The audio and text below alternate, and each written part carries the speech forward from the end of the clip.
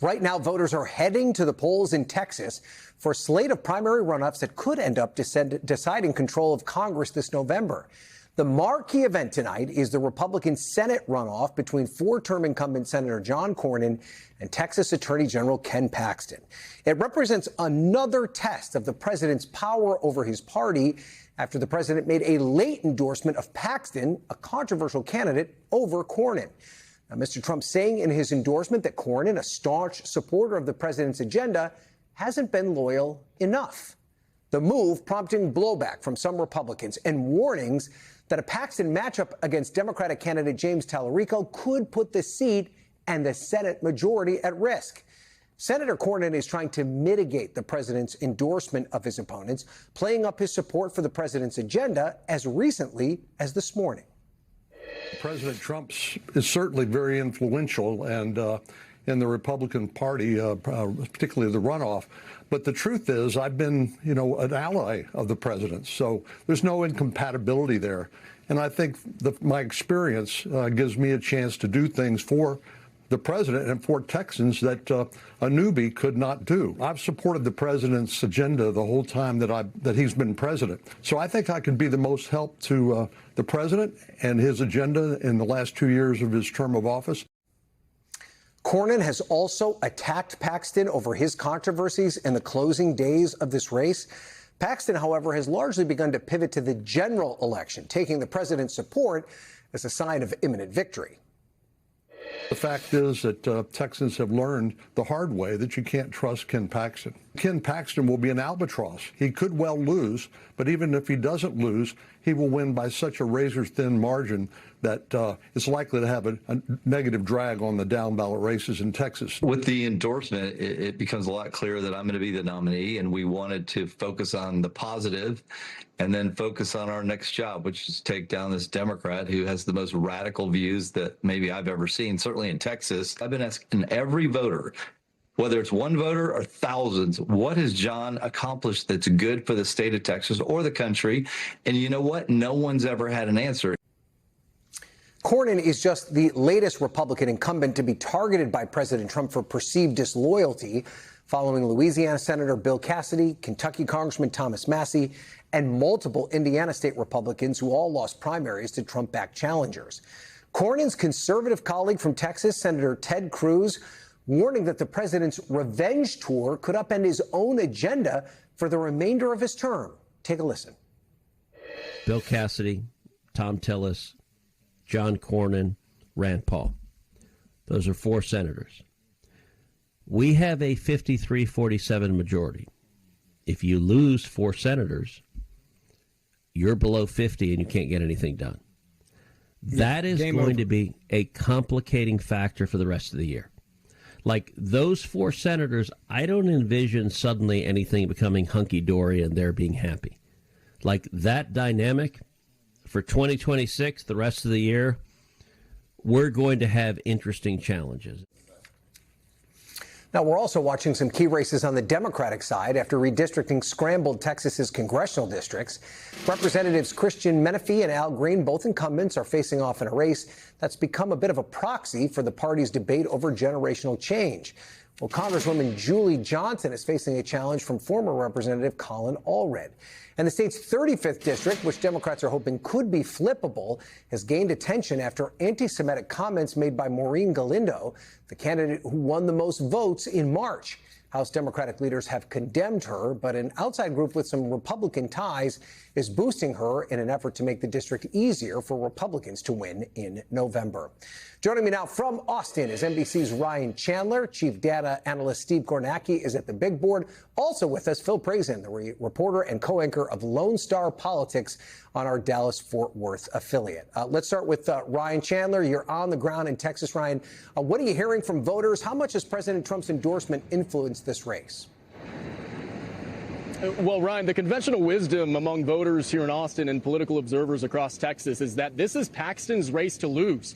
He certainly comes into tonight in a stronger position, both because of that all-important Trump endorsement, which has proven very powerful in other national races across the country, but also because incumbents in Texas at all levels of the ballot have a terrible track record if you're forced into a runoff, because that already puts you in a position where in the first round, a minority of the constituents you have represented chose to send you back. So Paxton is feeling confident tonight, but Cornyn's team also feels that they still have a path to victory. They point to the early voting trends in areas across the state that they say are favorable for them.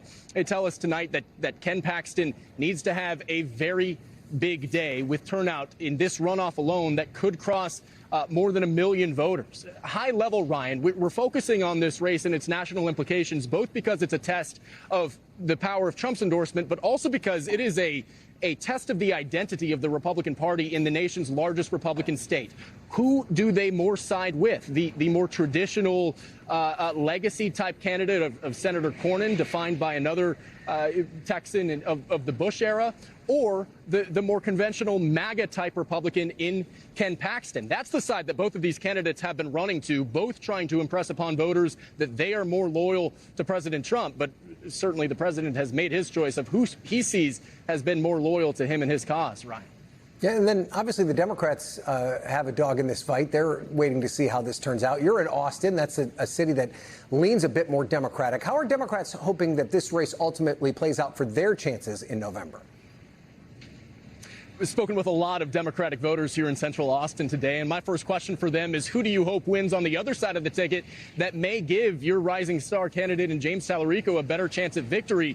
And they are pulling for Paxton tonight. I wouldn't be surprised if Tallarico's advisors try to get him to go vote in the Republican primary, because they see Paxton as the candidate they want to run against. They see him as weaker with a long track record of legal and financial and personal scandals. Cornyn has never lost an election in Texas, and he would certainly be the harder candidate to run against. But national Democrats see if it is Tallarico v. Paxton, this is the best chance that they've had in years to finally flip a Senate seat in Texas, Ryan. Okay, Ryan Chandler on the ground for us in the Lone Star State. Ryan, thanks for that. Let's turn now to Steve at the big board. What are you watching for heading into tonight? Where does Cornyn need to do well to overcome the Trump endorsement? Yeah, what's interesting, Ryan, I think, is what Cornyn needs is a repeat of what happened in March in the preliminary, because if you remember, he went into that as the underdog. The polls had him trailing Ken Paxton in the first round. And actually, let me remind you what happened in that preliminary. It was Cornyn who finished with the most votes. He finished ahead of Paxton, a third candidate there, Congressman Wesley Hunt, getting most of the rest of the vote. This is what the map looked like. So Cornyn basically needs this to sort of be the way the map ends up looking tonight, have that Hunt vote basically split between them. What are the ingredients in that? Well, where Cornyn really, I think, ran up the score was right here in Dallas County. This is one of the biggest ones in the state, one of his best margins. And then in the greater Austin area down here, Williamson County, Travis County, where the state capital is, he did very well. His best numbers, in fact, pretty much were there. Also, Bell County sort of up getting closer to Waco there. So he did very well in population centers in general, places where there was a little, higher income, college degree concentration, things like that. And the other ingredient for Cornyn that I think surprised people in that preliminary is look at the rest of the state. I mean, it's Texas. It's massive. It's 254 counties. But you see that darker shade of red, that's the Cornyn color. It isn't just in those population centers. It extends into central Texas, into West Texas, into the Panhandle. He did better in rural parts of Texas, not all of it, but big swaths of rural, small-town Texas. He did better than expected. He didn't get buried. A lot of folks thought he'd get buried by Paxton in places like that, but he held his own, ran up big numbers in the population centers, and it was enough to finish first. Now, conversely, take a look at this. From Paxton's standpoint, obviously, a key tonight, actually, I think both of these candidates, I think a key tonight, one county, it would be right here, Harris County, where Houston is. Now, this is the largest in the state. 5 million people live here. It's bigger than a bunch of U.S. states. 10% of the vote is going to come out of Harris County. And I single this one out for two reasons. You see, it's Cornyn's shade of red. Let me zoom in on it. This is what it looked like in the preliminary. Cornyn edged out Paxton here, but see, it was a high number for Hunt. This is Hunt's district, his congressional district based in Harris County. Now, when Donald Trump got in last week and endorsed Paxton, Hunt also endorsed Paxton. Is that going to have any sway here in Harris County? Again, 1 out of every 10 votes statewide are probably coming out of here. Can Cornyn win this again? Or does the combined effect of Trump endorsing plus the local Congressman Wesley Hunt endorsing Paxton allow Paxton to vault over Cornyn? A ton of votes here, super competitive in the preliminary. Cornyn probably needs to win it again tonight, I think, to have any chance. I think this one, show me Harris County, you might be showing me who's won this thing statewide. Well, I think it could be fascinating, right, Steve, where that Wesley Hunt, where his vote ends up going. I mean, that's 13% of the race. It's basically make or break. Obviously, he's endorsed Paxton, but there's at least an argument to be made that Cornyn can collect at least a good percentage of that vote. Well, yeah, I mean, you're going up against the combined weight of Hunt's own word and the president's word here. And Cornyn, I think, is certainly just hoping you hear it in those reports. He's hoping, I think, again, a repeat of the preliminary and that sense. He's hoping it kind of permeates there at Texas Republicans that this would be risky to nominate Paxton, that they see this as more than just a test of whether you like Trump or you want to be with Trump. They see this as something beyond that. They really buy into that electability argument there that, hey, this is the candidate Democrats are hoping gets put up. Do Republican voters say, we don't want to do that? That's Cornyn's chance, that they're thinking about electability. That overrides the Trump consideration, that overrides the Wesley Hunt consideration, and that it allows him to retain and build on Cornyn what he did in the preliminary. Yeah, that seems like a tall order for the incumbent senator tonight. All right, Steve is going to be tracking the big board all night. We appreciate that, Steve. All right, let's bring in Phil, who's also on the ground in Texas. Nobody knows the state and its politics better than Phil. Phil, I remember when we did our special back in March for the first primary, and you reminded us as the returns were coming in and we were already writing John Cornyn's obituary that there is literally no politician that has collected more votes in Texas than John Cornyn. Is there still a path for him to surprise everyone and beat back the president, beat back Wesley Hunt, beat back all these people who have said his career is over and still eke out a win here tonight? So there is. Let me give you where we stand structurally after Monday through Friday of last week of early voting, and then some things that double click on that point that you just mentioned that are interesting and may indicate where John Cornyn may pull this out, or at least get it close here at the end. But we know 850,000 roughly Republican primary voters have already voted Monday through Friday during early vote. And according to that data, that favors Paxton. And we look at we know that because of the voter history of those voters. There are a lot of people who have voted in 3, 4, 5 Republican primaries in the past. So these are the dedicated, committed, and many times very partisan people that do favor Paxton. But let me give you some examples, as Steve talked about just moments ago. Travis County, where Austin is, Dallas County, where we are, the better the turnout is in those counties, the better it is for Cornyn. And right now, they're about 80% after early vote where they were back in March. So those are really high-performing numbers for Cornyn in those counties. The same thing with Tarrant County and, interestingly, in Montgomery County, down in the Houston suburbs, which is a Paxton powerhouse county. They underperformed in early voting. So, you know, Cornyn is the underdog here, but those are some data points to say, well, that's kind of interesting to watch as the turnout comes in throughout the day. And just generally speaking, the higher turnout there is, the better it is for John Cornyn. So if he has a big day today, maybe, that's a strong maybe, he can pull this out. I know you must talk to a lot of Republicans there. And is it a little bit of like the boy who cried wolf in terms of the Democrats coming to get this seat? Because John Cornyn's biggest argument has been that Ken Paxton will hand this seat to Democrats. Is your sense that Republicans there would rather have their kind of Republican and they're willing to take that risk because they just do not believe Democrats can win? And is this year any different than past years?